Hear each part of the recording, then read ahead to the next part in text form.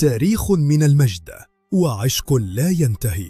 مرحبا بكم في رحلة سريعة عبر تاريخ كرة القدم الجزائرية، موطن محاربي الصحراء، من بصمات تاريخية في كؤوس العالم إلى حضور قوي في القارة السمراء. كانت الجزائر دائما رقما صعبا، وفي عام 2019 تلونت سماء القاهرة بالأخضر، وحصد المحاربون النجمة الإفريقية الثانية بجدارة بقيادة نجوم عالميين كرياض محرز. يواصل المحترفون الجزائريون التألق في أكبر الملاعب الأوروبية. اليوم تحتل الجزائر مكانة متقدمة في التصنيف القاري والعالمي، مؤكدة استمرارية العطاء، لكن الطريق لا يخلو من عوائق.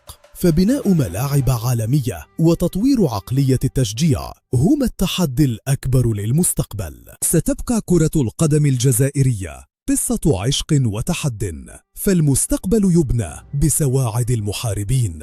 تحيا الجزائر.